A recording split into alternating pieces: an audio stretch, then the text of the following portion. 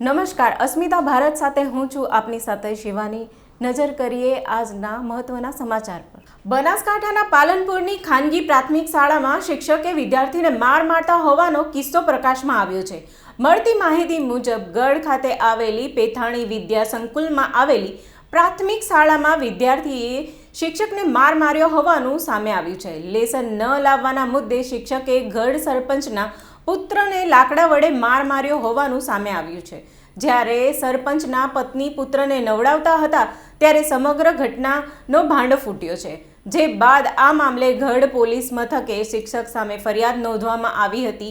એટલું જ નહીં, શિક્ષકે વિદ્યાર્થીને માર માર્યા બાદ ધમકી પણ આપી હતી, લેસન નહીં લાવે તો વધારે મારીશ। ત્યારે હવે ફરિયાદીને લઈને ગઢ પોલીસે સમગ્ર મામલે વધુ તપાસ હાથ ધરી છે। એક તરફ બેટી બચાવો બેટી પઢાઓની વાતો થઈ રહી છે તો બીજી તરફ રાજ્યમાં ઘણી જગ્યાએ હજુ પણ ગેરકાયદે ગર્ભ પરીક્ષણ કરતી હોસ્પિટલો પોતાની હાટડીઓ ચલાવી રહી છે। બનાસકાંઠામાં ધાનેરામાં આવેલી ખાનગી હોસ્પિટલમાં ગેરકાયદે ગર્ભ પરીક્ષણની અસ્મિતા ભારતે ન્યૂઝે પર્દાફાશ કર્યો છે। શું છે સમગ્ર મામલો, આવો જોઈએ આ અહેવાલમાં। આ છે ધાનેરાની શુભ મંગલ હોસ્પિટલ। અહીં 45,000 રૂપિયા લઈને ગર્ભ પરીક્ષણ કરવામાં આવે છે। આ એમ નથી કહેતા કે આ તો હોસ્પિટલ ડૉક્ટર ખુદ કેમેરાની સામે સ્વીકાર કરી રહ્યા છે કે એક જાગૃત મહિલા સ્ટિંગ ઓપરેશન કરી સમગ્ર કૌભાંડનો ભાડો ફોડ્યો છે। ડૉક્ટર મુકેશ મંગલ કેમેરા સામે બિંદાસ સ્વીકારી રહ્યા છે કે તેમણે અત્યાર સુધીમાં 20,000થી વધુ ગર્ભ પરીક્ષણ કર્યા છે અને તેઓ છેલ્લા 22 વર્ષથી ગર્ભ પરીક્ષણ કરી રહ્યા છે। સમગ્ર મામલો સામે આવતા જિલ્લા આરોગ્ય વિભાગની ટીમ હવે રહીને જાગી રહી છે। જિલ્લા આરોગ્ય વિભાગની ટીમે હોસ્પિટલમાં ગર્ભ પરીક્ષણ કરવાનું મશીન તો સીલ કર્યું છે, પણ હજુ સુધી હોસ્પિટલ પ્રશાસન સામે કોઈ નક્કર પગલાં લીધા નથી। જિલ્લા આરોગ્ય વિભાગની ટીમ ઢીલી નીતિ સામે આવા સવાલ થાય છે કે શું મશીન સીલ કરવાના ગેરકાયદે ગર્ભ પરીક્ષણનો આ સિલસિલો અટકી જશે?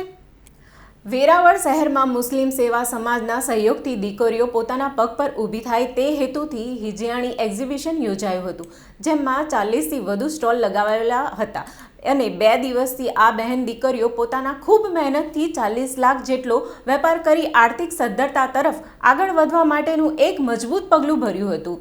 આ એક્ઝિબિશન વેરાવળ શહેર અને આસપાસના ગામની આર્થિક રીતે નબળી બહેન દીકરીઓ મજબૂતનું સાહસ અને એક શ્રેષ્ઠ ઉદાહરણ જોવા મળેલ છે।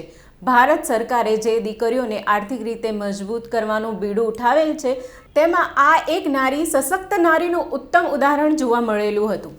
છોટાઉદેપુરની બોડેલી તાલુકા પંચાયતનું પરિણામ જાહેર થયું છે, જેમાં ભાજપના ઉમેદવાર ગોરધન રાઠવા વિજેતા જાહેર થયા છે। બોડેલી તાલુકા પંચાયતમાં ભાજપની જીતને લઈને કાર્યકરોમાં અનેરો ઉત્સાહ છવાયો છે। બોડેલી તાલુકા પંચાયતની ચૂંટણીમાં જીત બાદ ભાજપના કાર્યકરોએ ફટાકડા ફોડીને જીતની ઉજવણી કરી હતી। પંચમહાલની હાલોલ નગરપાલિકામાં ભાજપની શાનદાર જીત થઈ છે। હાલોલ નગરપાલિકાની 36 બેઠકો ઉપર ભાજપના ઉમેદવાર વિજયી થયા છે।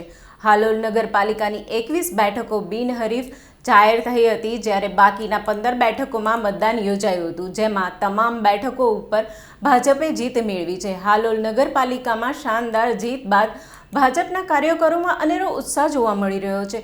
જ્યારે નગરપાલિકાની ચૂંટણીના પરિણામ બાદ ધારાસભ્ય જયદ્રથસિંહ પરમારે વિજેતા તમામ ઉમેદવારોને અભિનંદન પાઠવ્યા હતા।